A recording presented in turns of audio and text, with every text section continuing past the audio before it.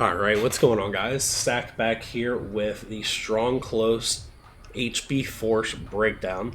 I just want to quickly take a step back and say that I'm going to redo the gunwing flex offset breakdown. I'm going to do it into smaller bite-sized pieces, and we're going to break it down by play.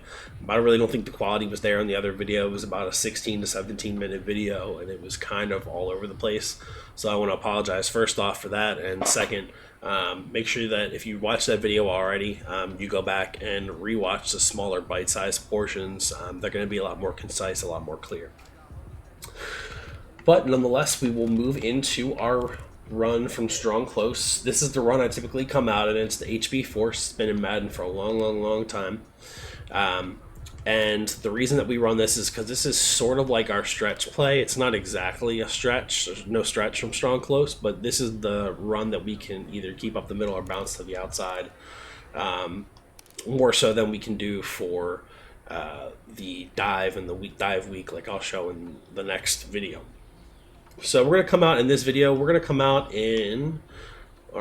against 335 odd. Okay. The reason I'm coming out in 335 odd is because a lot of people like to run these nickel sets with these sub linebackers, and our whole goal, obviously, with running the strong close as our main formation, is to get them out of this set, force them into something heavier, force them into predictable looks on defense so that we can run an effective offense and not have to deal with two-man under every single play with safeties at linebacker.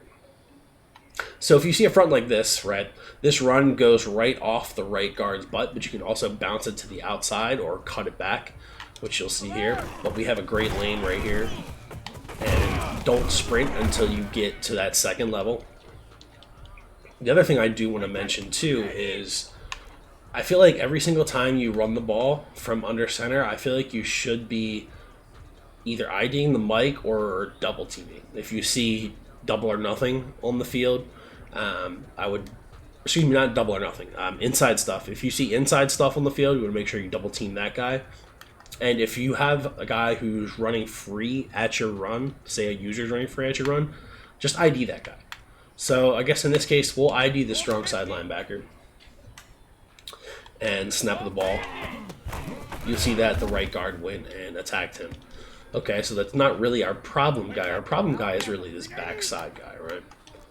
So the backside linebacker. Now we ID him.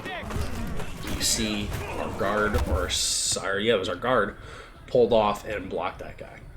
So that definitely improves your run blocking scheme for all these runs. So I want to encourage you guys to use that as much as you can.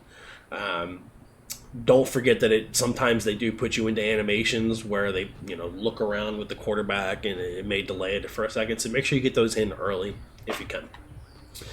So this 3-3-5 odd look, we can keep it up the middle. Excuse me, we can keep it off the tackle or we can bounce it outside. Now, in order to bounce it outside effectively, first you have to get a seal on this guy on the edge. This defensive end. If he pushes upfield too hard, it's going to make it really hard for you to cut outside.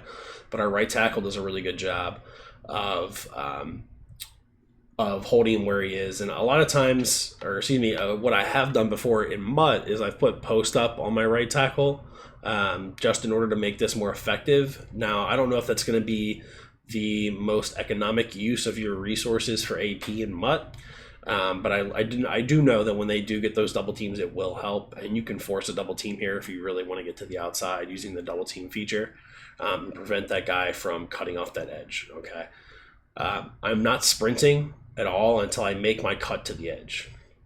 All right, I want to stress that a lot because if you have a halfback that maybe not as agile as the rest of them, you're going to end up running into your own lineman or doing one of those weird jump cuts that trigger when you push the right trigger and change direction. Okay, so no sprinting until you get to that outside.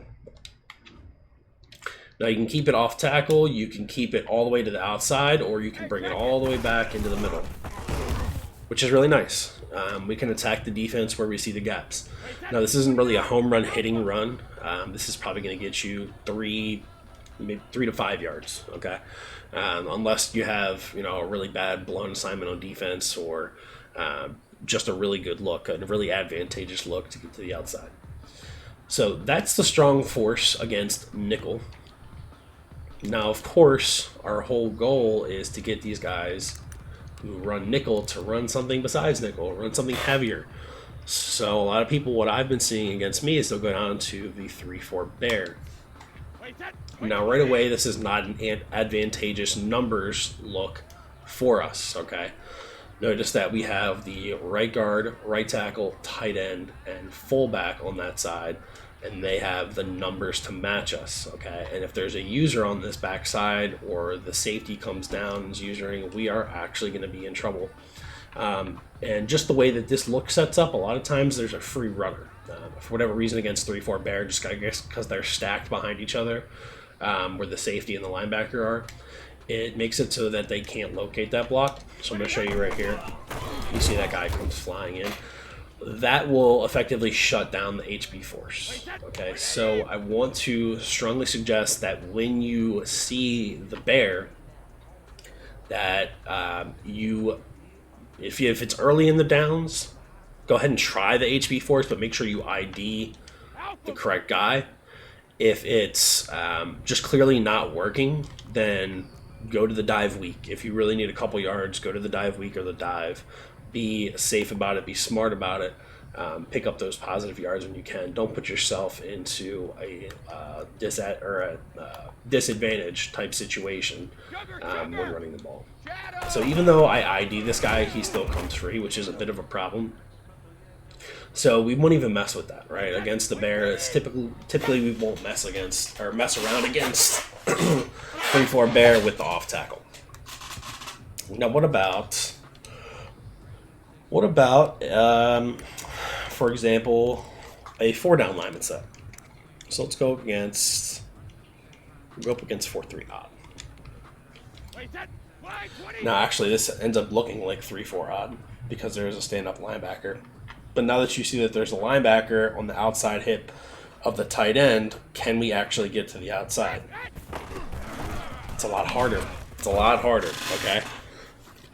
So what I want to stress to you guys is take what's given to you, okay?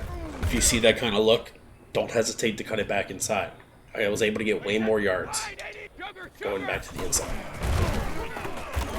And like I said previously, it is totally okay to only get a couple yards. We want to stay ahead of the stick so that when we do have to pass, we're not passing at 3rd and 10, 3rd and long type situations, okay?